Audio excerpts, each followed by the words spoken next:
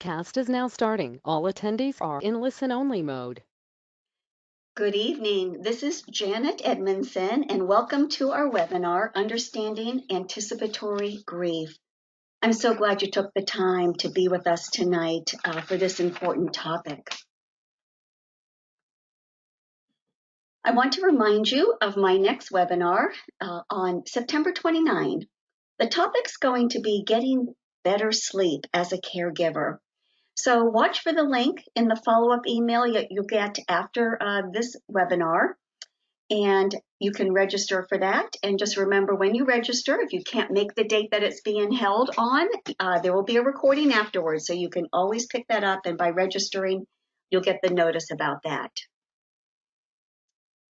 As we continue to have people arriving to the webinar, and before we start, I want to let you know about the books that I have and other products. They're available on my website at affirmyourself.com. or you can order them from Amazon or your local bookstore. Now, if you're ordering the audio book, which I have actually taped with my voice, professionally taped with my voice, just make sure if you're going on Amazon that you use, see at the bottom, MP3, Finding Meaning with Charles. That's the only way to get to that version of the book for the audio book. And one last administrative item. To ask me a question, I see some of you are already getting some of them in there. Just type your question in the question box and hit send. So you'll see that in the right panel.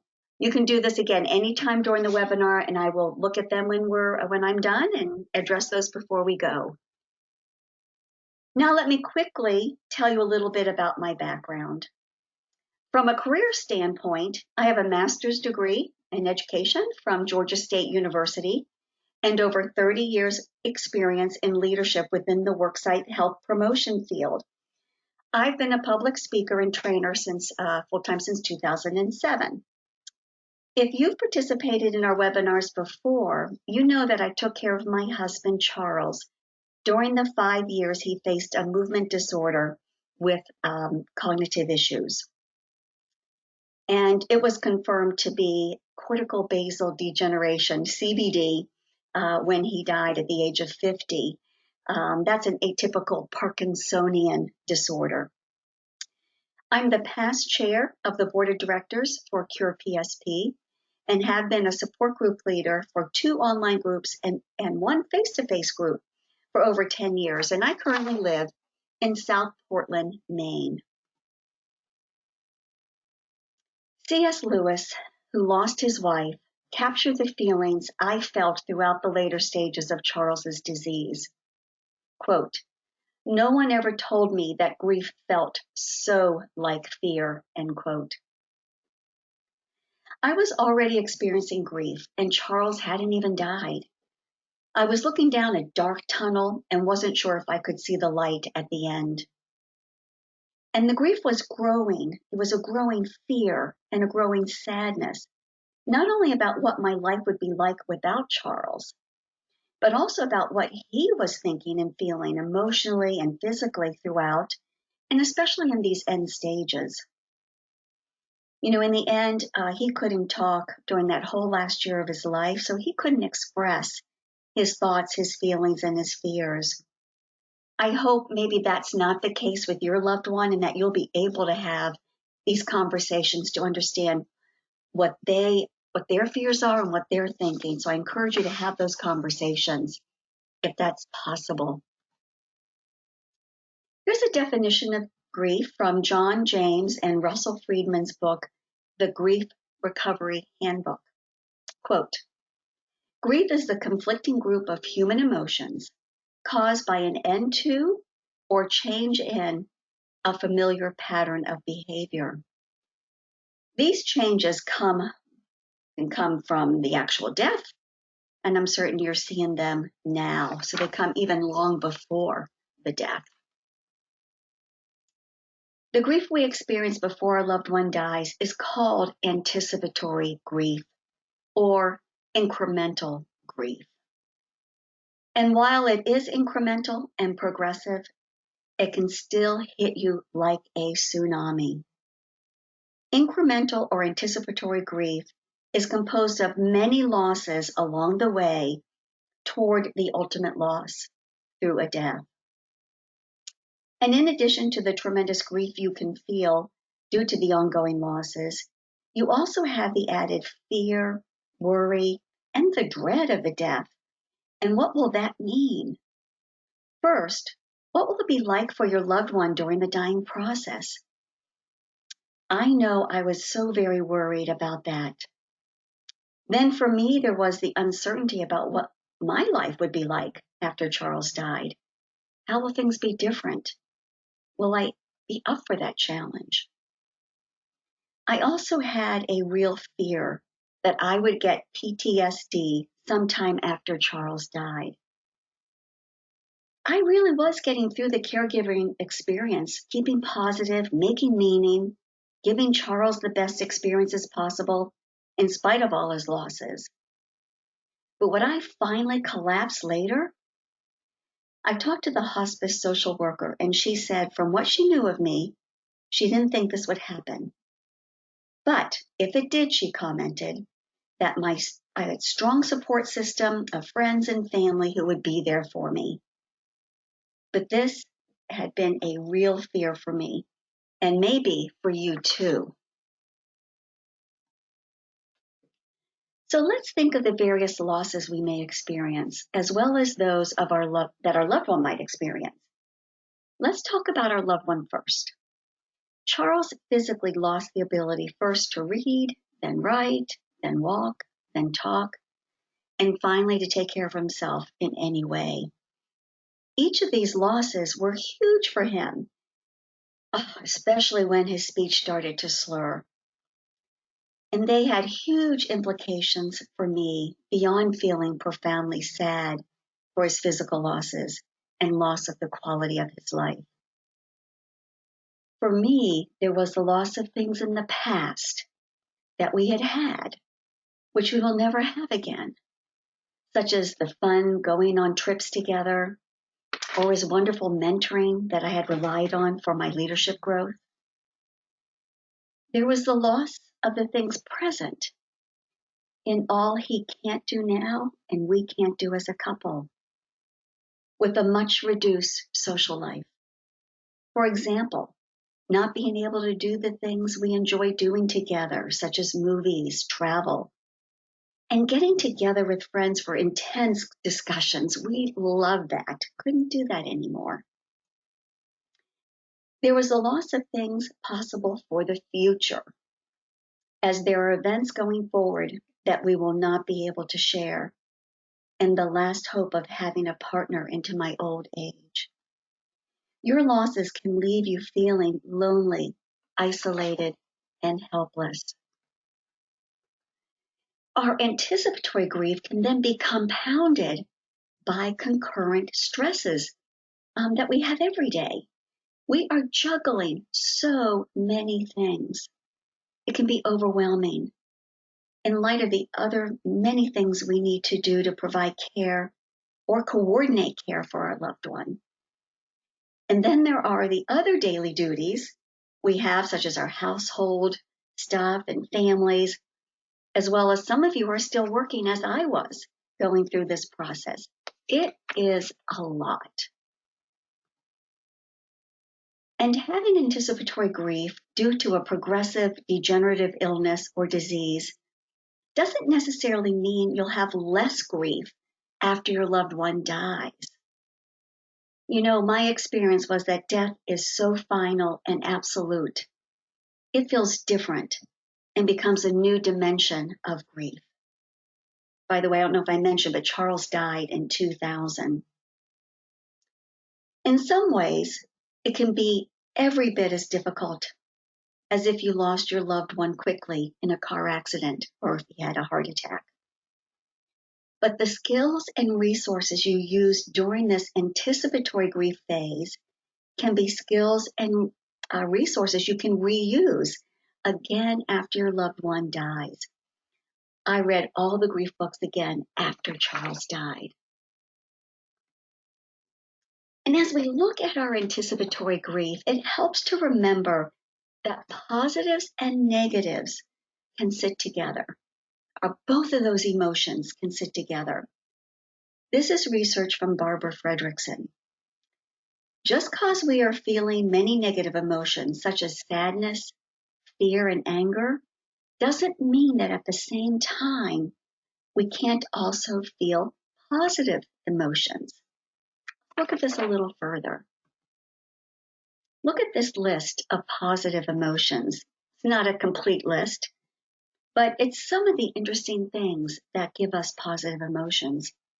We all deserve to have these in our life, even when we are grieving. The researchers tell us that positivity puts the brakes on too much negativity and equips us to rebound physically and emotionally. There's quite a bit of research regarding positive emotions and grieving spouses. Even spouses who lost a loved one need and want positive emotions in their life, and they do better with positive emotions alongside of the grief. That's that positive and negative sitting together. As Dale Lund's research showed, quote, experiencing humor, laughter, and happiness was strongly associated with favorable bereavement adjustments. So people who had these in their life when they were grieving after their loved one died had lower grief and depression. He found that positive emotions expressed while grieving decreased the grief and the depression. I believe this also applies to those of us experiencing anticipatory grief. Grief is grief. A study by Bonanno and Keltner looked at the facial expressions of bereaved spouses. Negative emotion, in particular anger, predicted more grief, increased grief at 14 months. When they were tested at 14 months, they had higher grief than when they started. Positive emotions, though, predicted less grief, all the way out through 25 months, way longer. So people who experience at least some heartfelt positivity intermixed with their grief recover far faster. Barbara Fredrickson, in her book Positivity, says that positivity matters, especially during trying times. She says that positivity is the active ingredient that enables us to retain resilient outcomes. Positivity may well be our best resource in a crisis and through our experience of grief. Barbara Fredrickson also agreed with those other studies that I've mentioned earlier, and when she said, quote, people who experience at least some heartfelt positivity intermixed with their grief recover far faster. So here's the thing, don't feel guilty if you find yourself sometimes joyful, grateful, inspired, and full of love, even when at the same time you feel your grief. There's a wonderful document called The 12 Freedoms of Grief. I'm not sure who originally wrote them. I haven't been able to find that. But these can be uplifting messages as you deal with your incremental or anticipatory grief. I'm just going to share a few of them. You have the freedom to talk about your grief. You have the freedom to allow for numbness. You have the freedom to experience grief attacks or memory embraces.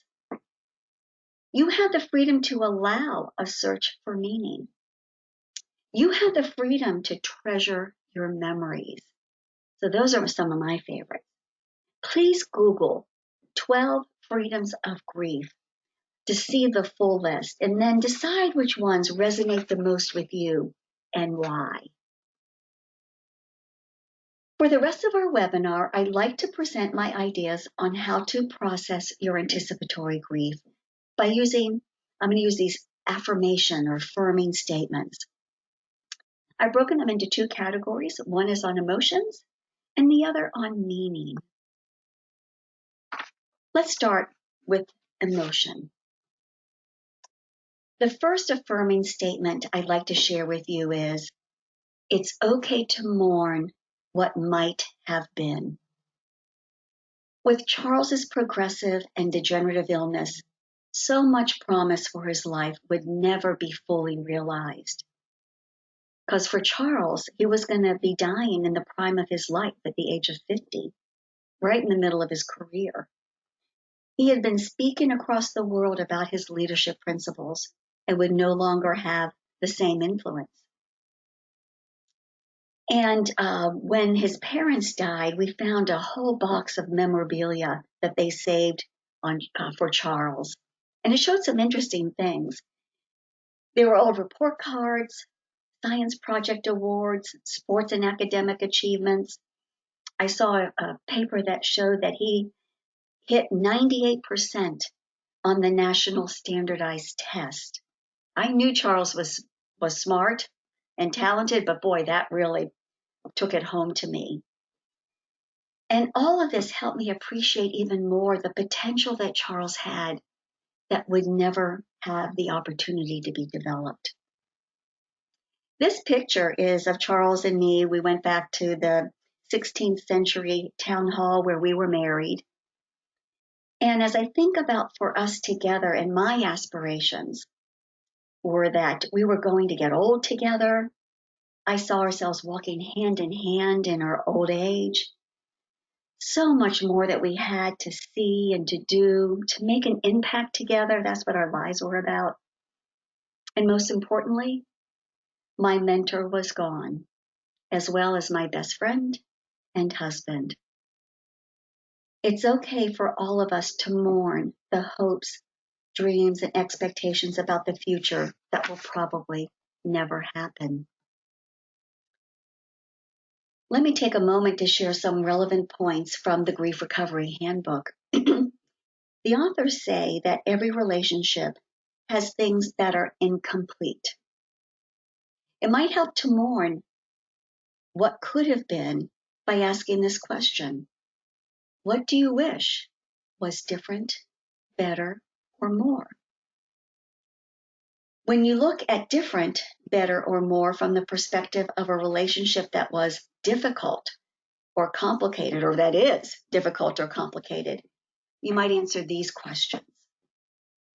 Do you wish your loved one was more loving and affectionate? Do you wish your loved one was kinder to you and other family or friends? Do you wish you were more loving or kinder? Do you wish you could be more patient? What do you wish you could say to your loved one, but for some reason just can't? What do you wish you could do or undo? When you look at different, better, or more from the perspective of having a more positive relationship with your loved one, you might think of these questions. So if you've got a good relationship, here's some good questions to ask. What did I love about our relationship? What do I love about our relationship that I wish wouldn't end? What do we enjoy doing together that we are not able to do anymore? What did my loved one add to my life that I'm already missing and will miss even more when he or she dies?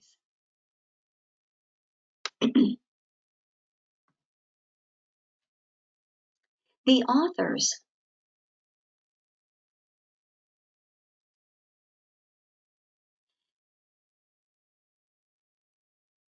All right, I just have to take a moment and see if you guys can hear me. I'm sorry for the stop, but I just opened up the question box and some people are asking, can you hear me? Okay. All right. Is it loud enough? Because I can speak up. Okay. All right. So people are hearing me, so that's good. Okay. Thank you.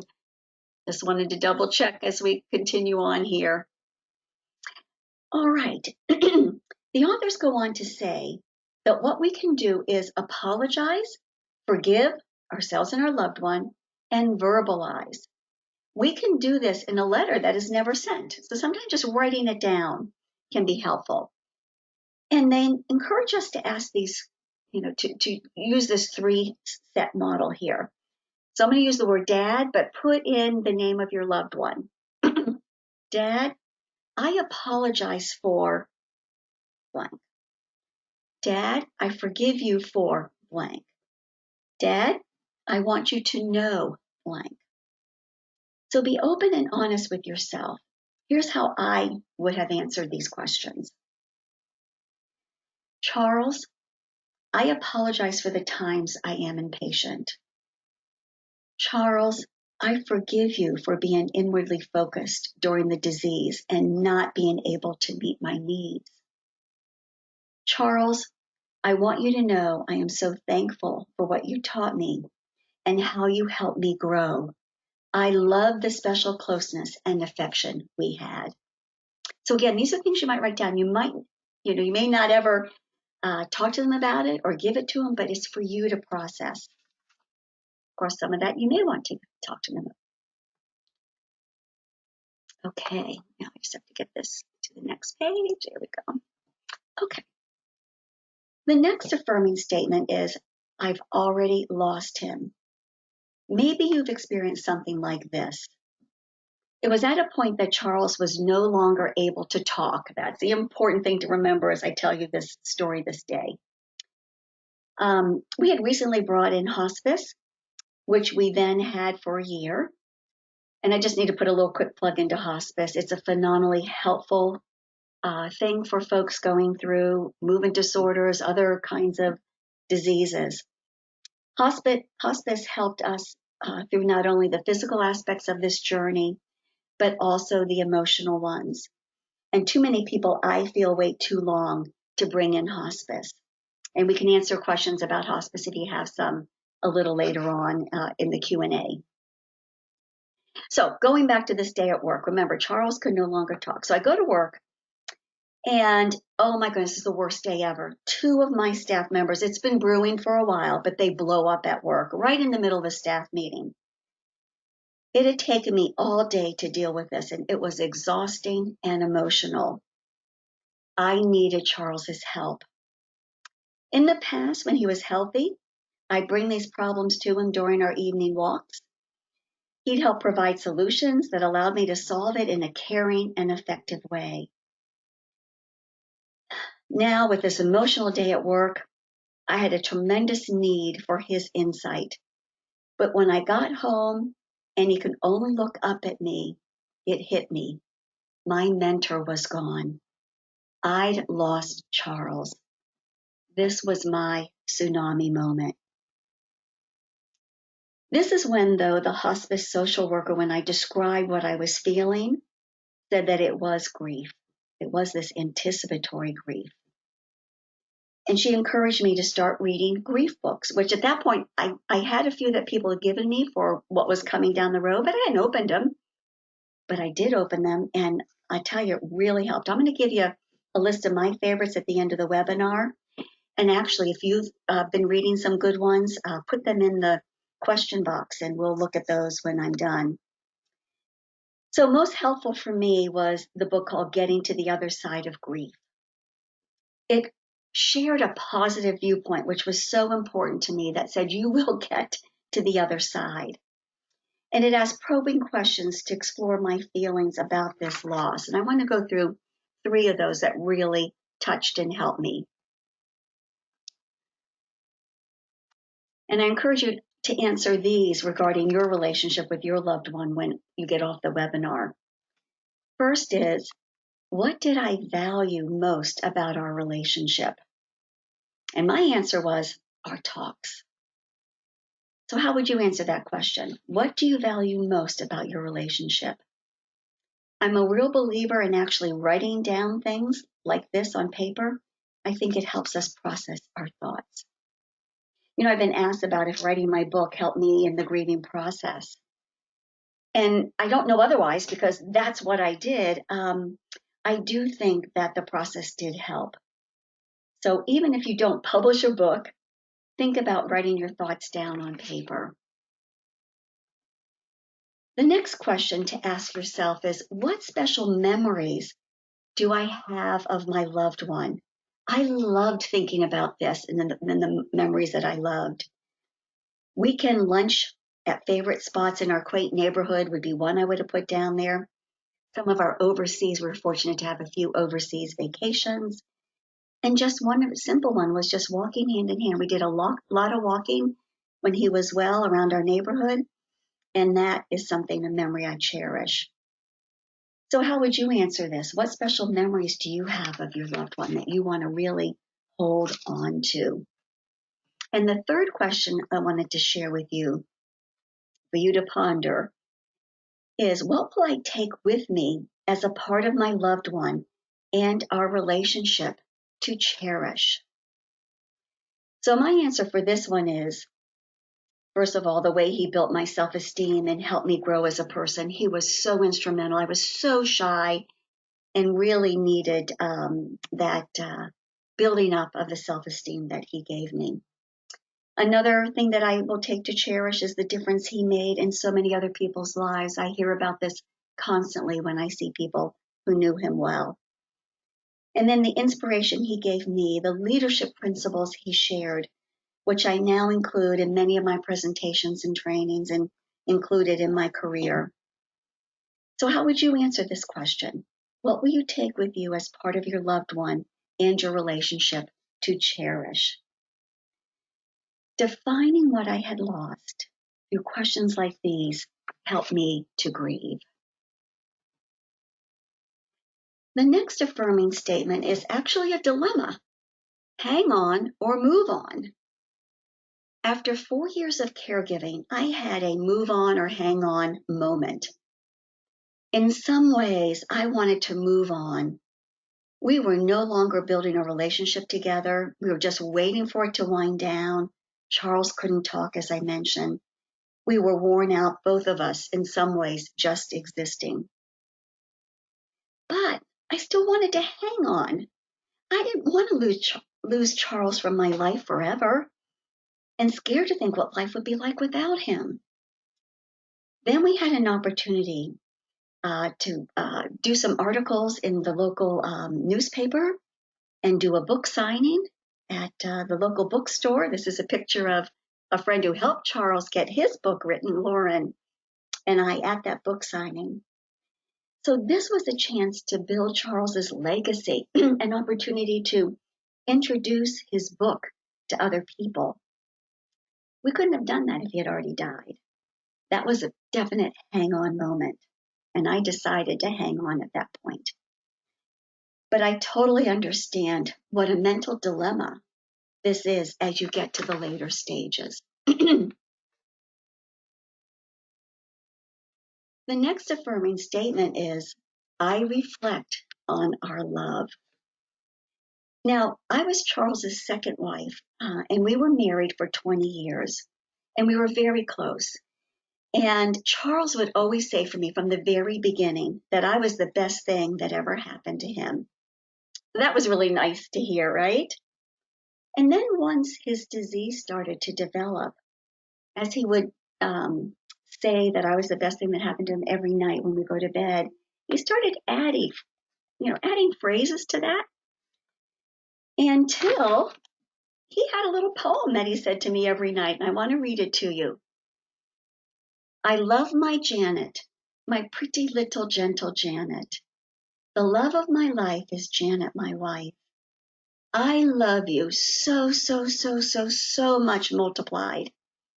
I'm very proud of the person you are. The best thing that ever happened to me is you.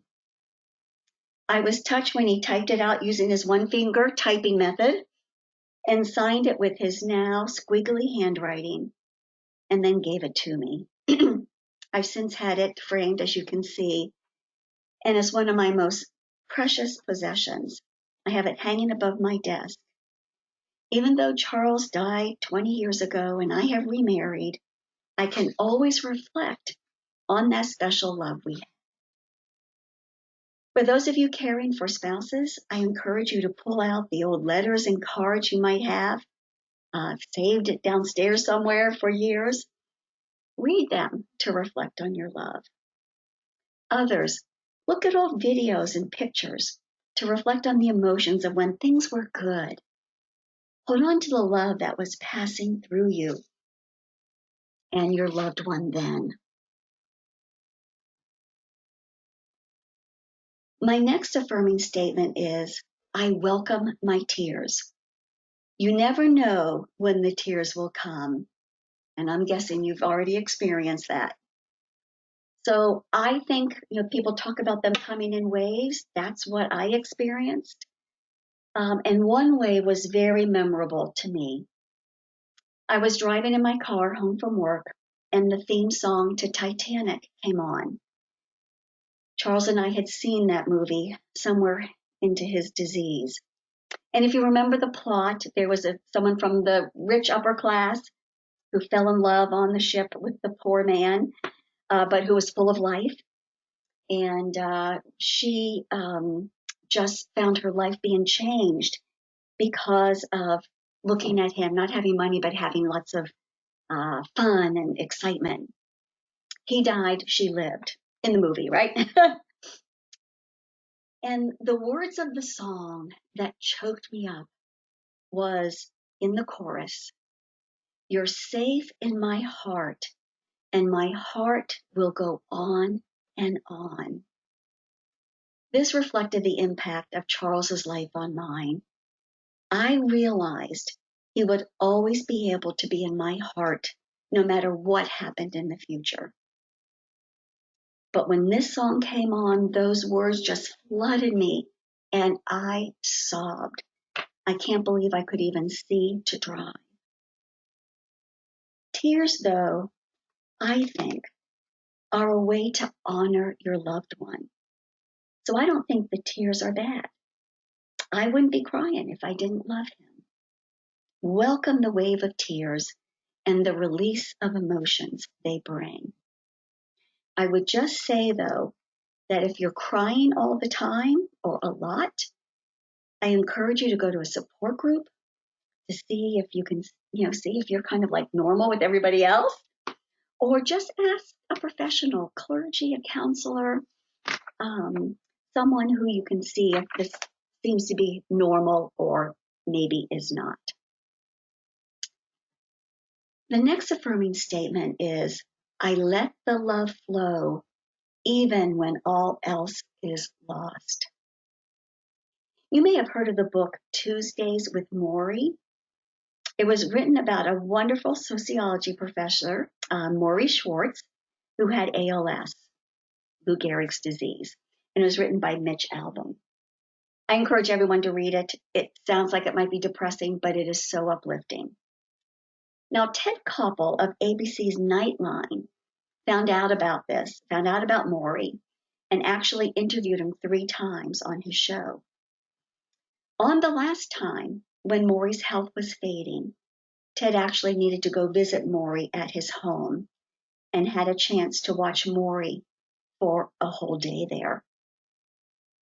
Then during the interview at the end of that day, Ted Koppel remarked to Morrie that while he was losing his ability to speak, he noticed that Morrie's best friend was losing his ability to hear. Ted then asked Morrie, what will it be like when the two of you are together, when you can't speak and your friend can't hear?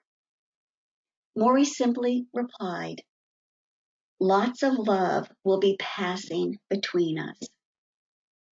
So when all else is lost, find that simple presence together, letting the love flow between you and your loved one. Just a hand on the shoulder, a touch, anything to show and allow that love to go through. Now let's look at a few meaning affirmations as a way to deal with our anticipatory grief. One way to get through the losses and the grief that follows is to make meaning through creating traditions. Since Charles could no longer go out to restaurants later in his disease, I started a Friday night tradition. I needed a break from the work week, and something to look forward to. So I had takeout taxi. That was way back in the day. That's like the current day Grubhub, right? And had them bring us California Pizza Kitchen tandoori chicken pizza. And after eating that, we had Ben and Jerry's Cherry Garcia frozen yogurt, all by watching a movie on DVD. Another tradition we had was having frozen yogurt every day. I get Charles a waffle cone with chocolate on the bottom, M&Ms in the middle, and chocolate on the top. And he and I both looked forward to it. So these were two traditions that we had. I hope you'll find some traditions to give this time with your loved one more meaning and to help it feel special.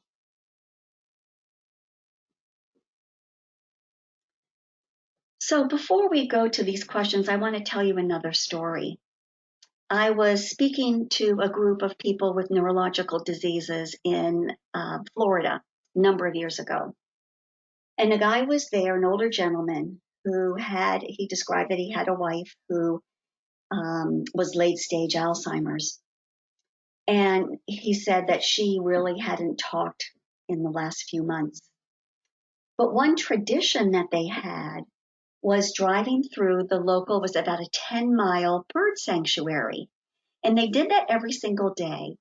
And even throughout this whole disease, he was getting her up, putting her in the car, and driving through. And he described to me that one day it was especially difficult. All kinds of things went wrong. And, he was exhausted. And as the day progressed, he thought, you know what?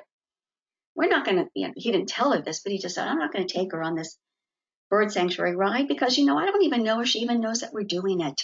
She can't talk, I'm probably doing this for naught. So he finishes up the day, and in the end of the day, he gets her ready for bed.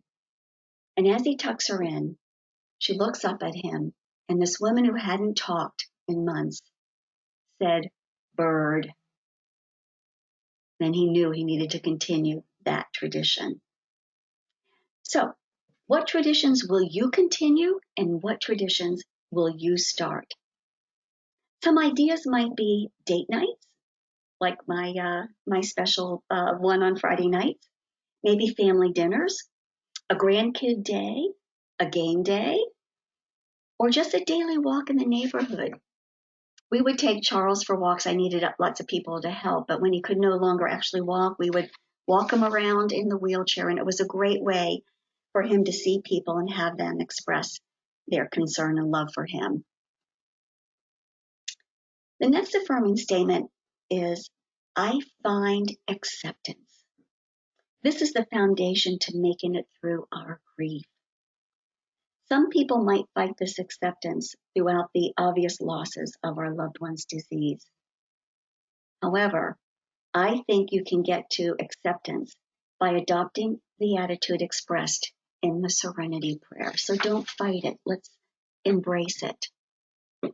God, grant me the serenity to accept the things I cannot change, which is the disease, courage, the things that I can, and wisdom to know the difference. Knowing what we cannot change and letting those go emotionally, letting them go can be a big release.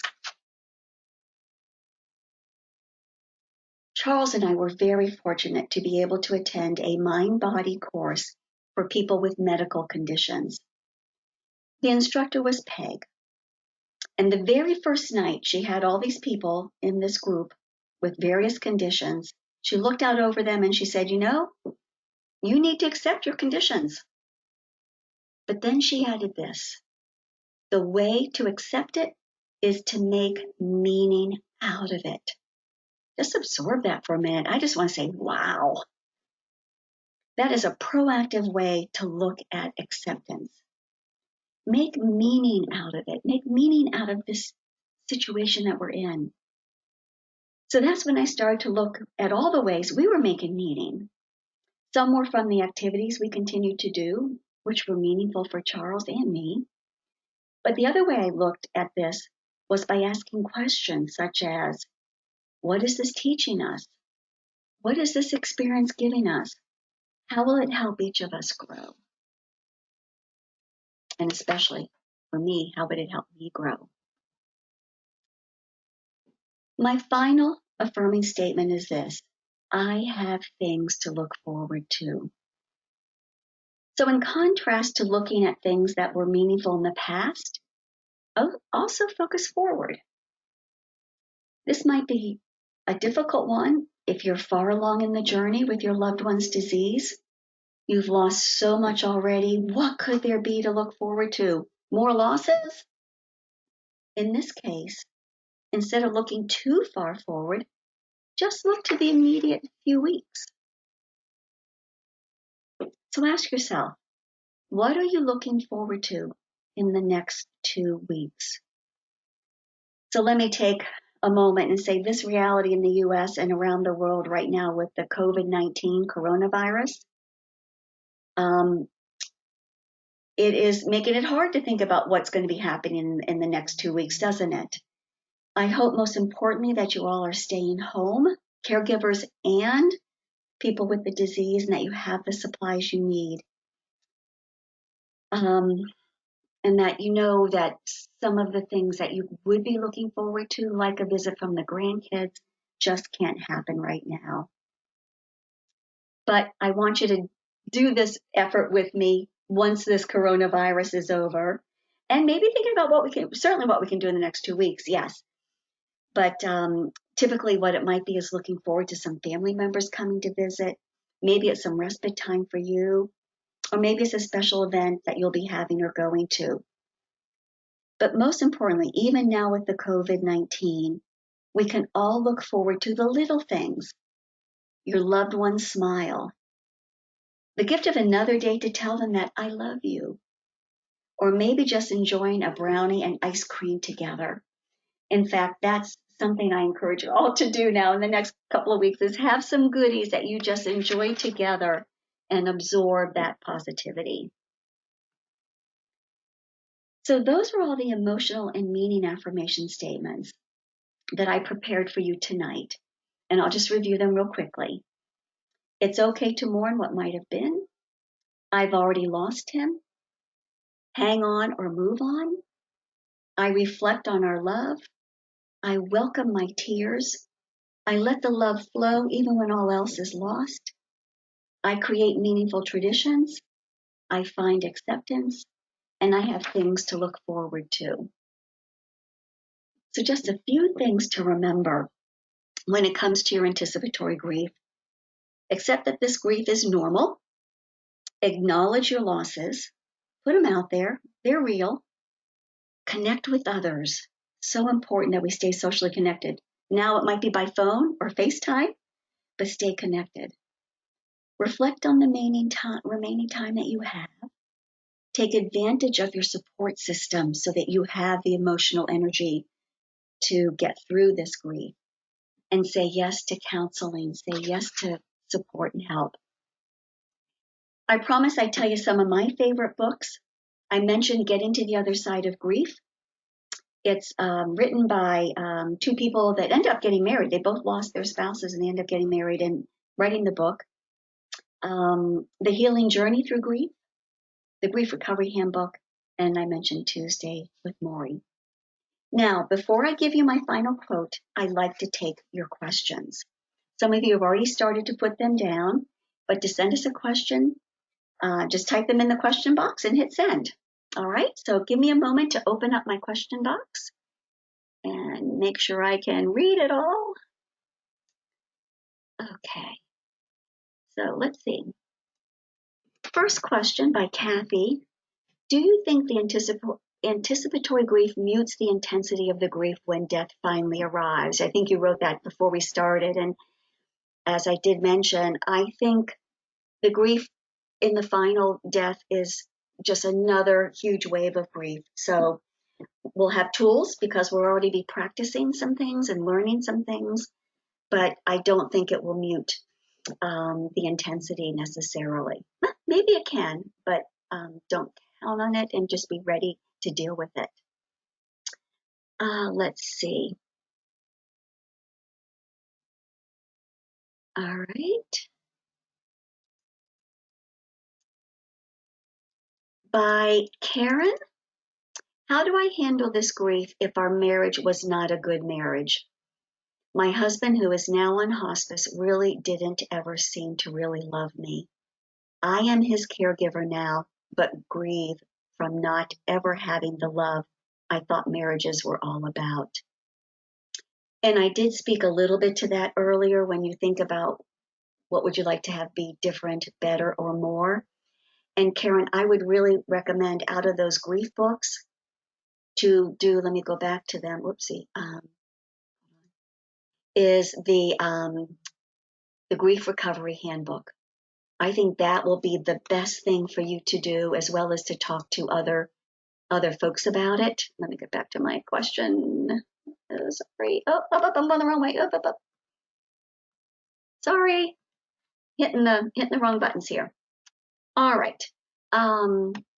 So I think that I feel sad for you, but you are not alone. Others are going, I've talked to other caregivers with the same situation.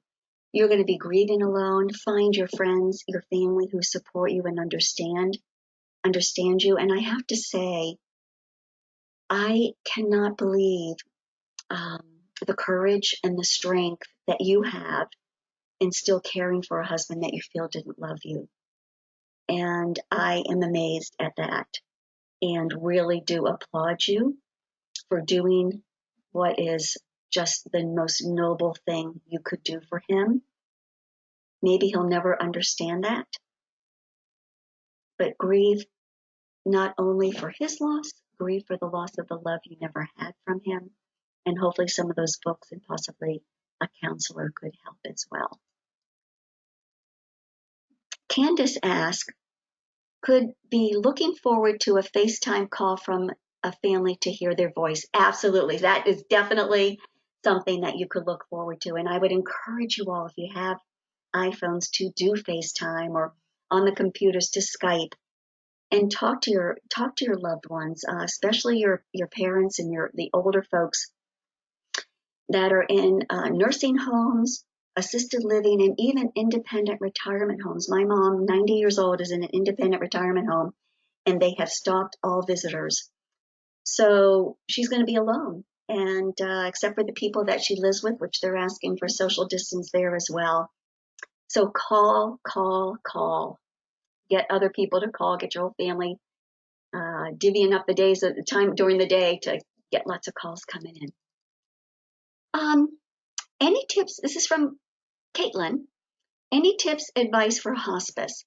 Just basically what you can say about hospice. We have been discussing this recently, but unsure of our next steps in that direction or what. So I never think it's never too early to ask about hospice.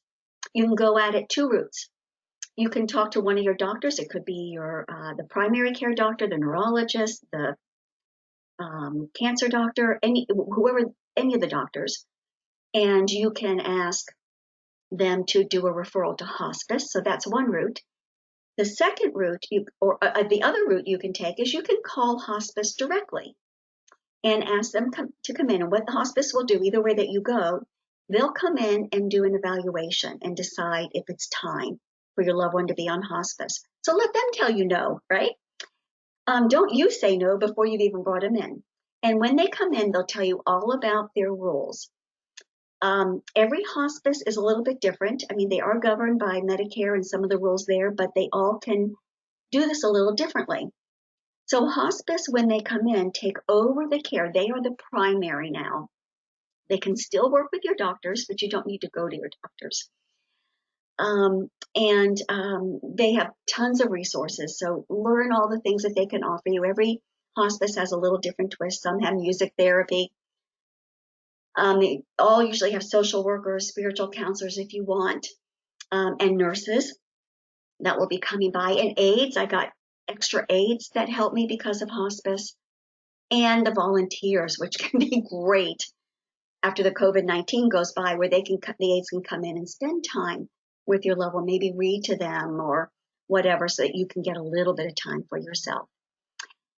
It's more complicated, but they take over, and then So hospice gets that Medicare money to manage your care, and they can do whatever they want with it, with these core basics.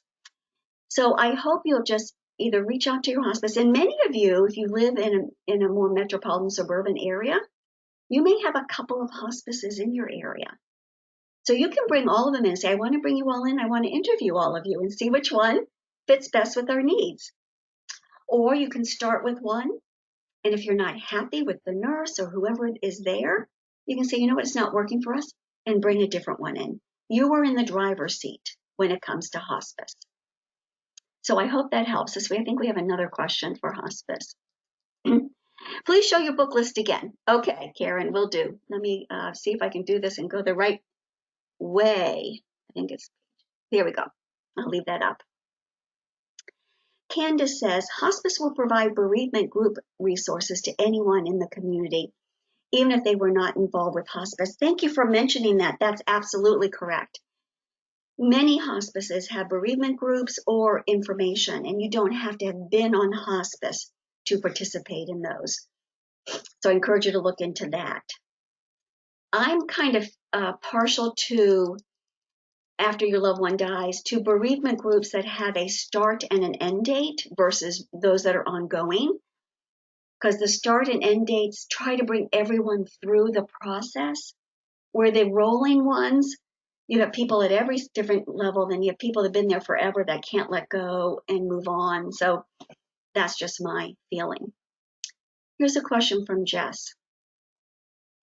I had an absentee father on and off throughout my life.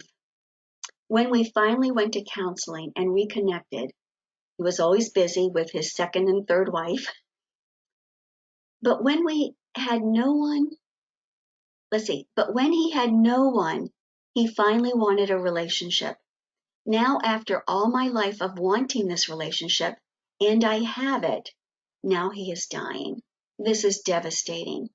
I can't make up for all the lost time. Jess, that's absolutely true. It goes back to the serenity prayer. There's only so much you can control. And it's looking like you weren't the problem anyway. But I would say cherish every moment. To be close to your father while he's dying is a very special thing. I'll just share this with you. I had a friend whose mother had bipolar disease all her life. They didn't know it. It was never diagnosed. But her mother never told her that she loved her. Her mother was always critical. It wasn't until her mother, in the very end, had a crisis with this undiagnosed, untreated bipolar that put her in the hospital. They put her on meds, got her all evened out. And for about a month or two, my friend had a mother for the first time in her life who said, I love you, who was a real mother. Didn't last long, but boy, you have to hold on to that and cherish that. But I'm sorry that you had to wait so long. Yeah, Caitlin said, thanks for the stuff on hospice, because I didn't know they say yes or no. Yeah, they will be the ones to say yes or no. Sometimes regarding hospice, you might talk to the neurologist or other specialist, and they might say, no, I don't think you're ready for hospice. Well, you know what? They don't often know if you're ready or not. And just ask the doctor, hey, can we try? Can we let hospice decide and get them to make the referral? But like I said, you can go directly to hospice. You don't need a referral. If they think your loved one is ready for hospice, they'll go back and get the referral for you. All right, so I think that's it for questions. So thank you very much. And I've had that book list up for a while, so I think we're probably ready to get through our slides and finish up here today. Again, just for those of you that weren't here in the very beginning, this is my next webinar in September, and you'll get information on this with that follow-up letter that should come hopefully sometime tomorrow or the next day. I want to remind everybody that I do have a channel on YouTube. Just type my name in, Janet Edmunson, with only one D, and you'll get to my channel and you can see all the different webinars I have recorded. They're all free. There may be another topic that you will find could be helpful for you. So you can listen to those anytime you want. Don't forget that I have my books available on Amazon or my website. And here's my final quote for you from Cahill Gibran. When you are sorrowful, look again in your heart, and you shall see that in truth you are weeping for that which has been your delight. And for most of you, that's your loved one. So with that, I'm going to say thank you. Have a wonderful night. Stay safe with the coronavirus. Be careful and go back and cherish every moment you have with your loved one. And with that, I will say good night.